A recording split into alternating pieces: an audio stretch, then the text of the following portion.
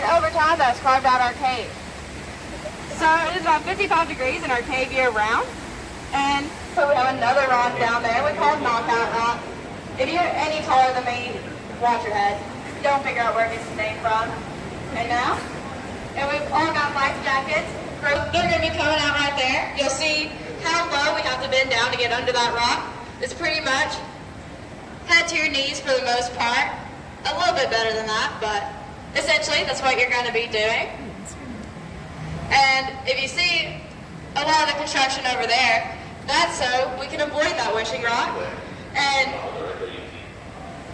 partially because it is uncomfortable to get under, but more so because we have about 130 flood days a season or a year.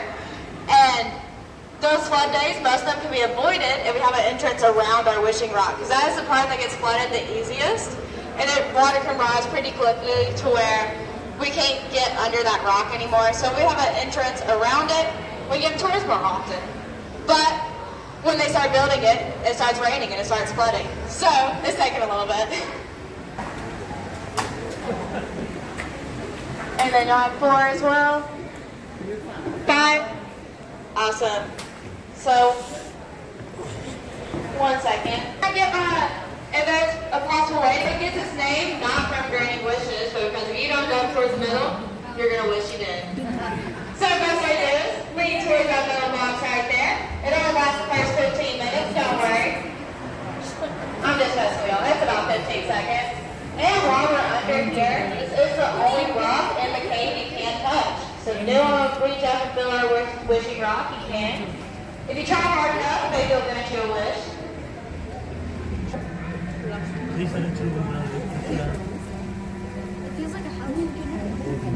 Now we're reaching the end. There are a few bumps over here, so just watch your head for a few seconds. Look above you before you try to reach up. Oh, wow.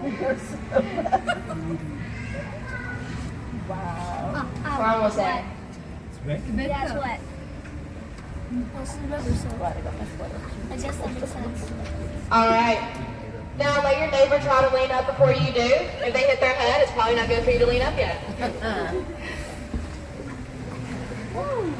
Alright, a few more seconds. We almost made it. Alright, about 3, 2, 1. We're all good. Alright, we made it there without hitting our head. Just know that goes right up to our top passageway, because besides the nightclub, we also ran tours throughout here in the 1930s.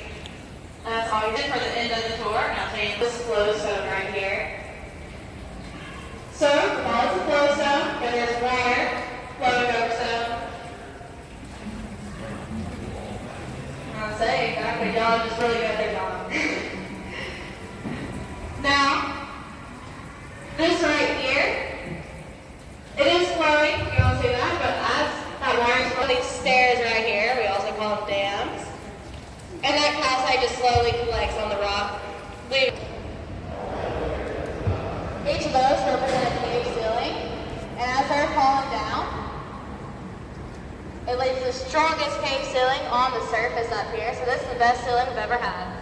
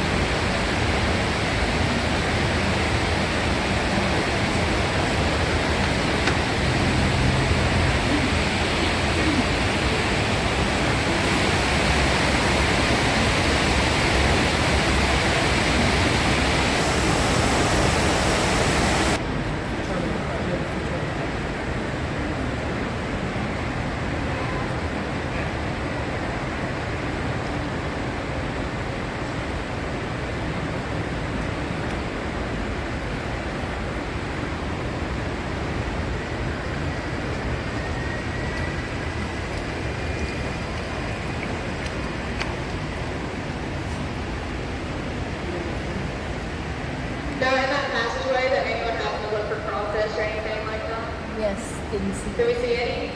No. Hang out right there. And obviously it's a pretty small spot, so when there are some, it's usually about 1 or 2. And they'll come in here, we usually notice them in the late spring, or early spring, late winter months, and that's during their mating season. So usually it's those young males walking their way in here, and we say they're looking for love in all the wrong places. Because just like we get a little uncomfortable after that wishing rock, I don't like them because they look a lot like spiders. They have very long antennas that looks like they have an extra set of legs. And now these crickets don't have any extra legs or anything like that. Cave salamanders. We have ours are orange, a bright orange with black spots on them, so they're very pretty.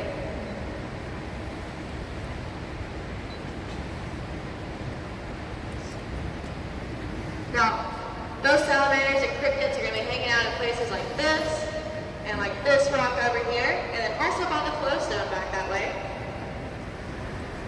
Now, besides all the animals though, the exploration in our cave, I talked a little bit outside, but like I said, there's a lot of it, and it is a little bit easier to talk about in here because this top passageway is where a lot of that exploration was happening. Because of course, before the dam was built, the water was fluctuating a lot. And so it'd be to your ankles one day and then past your head the next with just a day of rain. So they stayed up there to stay dry for the most part. In this back corner, kind of where my light's shining, and some other places up there, you can see black and gray smoke on our ceiling. And that's smoke riding left behind by the Civil War soldiers. They would walk in here with just a lantern or a candle because obviously these lights weren't up and running, so it was very hard to see. And when they would walk in here, they would use the smoke from their candle to leave writings on our ceiling. They would write their names and things like that. Some of my favorite ones, I describe it as a little bit of a sad cave love story, but they would write theirs and their lover's initials in a heart, like you'd imagine carved out on a tree or something. They'd write it on the ceiling of our cave, so we found a few of those up there. Now, the earliest exploration of our cave was happening in this room up here, where we see that light shining. Below that, we found a fire pit, where a lot of arrowheads and pottery and seashells were found around it. Now, that's where the Native Americans set up a trading post, but they left pretty quickly because they realized, even though their stuff was dry up there for the most part, that wishing rock was really hard to get under when it rained. So they ended up leaving a lot of their stuff behind and then moved somewhere else. A lot of the artifacts found here, if you are interested in that, you can see them at Kentucky Museum on Western Kentucky University's campus. So, in this cold water, and when y'all want to, I'll look away real quick. But if not, we're going to go back under the wishing rock. So, like I said, it does seem worse on the way out. So I'm going to shine my light down there so we can start looking at it. What river this empties into the Gulf? What was it? What river empties into the It's Gulf? Jennings Creek at Lambton Park. About where? Where is it? So it's about 5 miles from here at Lambton Park. It's called Jennings Creek. Oh no. And then that connects to the Barren River from there. Bear River? Barren River. Barren. Yes, ma'am. Barren River? Yeah. Alright, you want to help us get the boat? For sure. Everyone, I just did the Lost River Cave tour in Kentucky. I hope you liked it, and I will talk to you soon.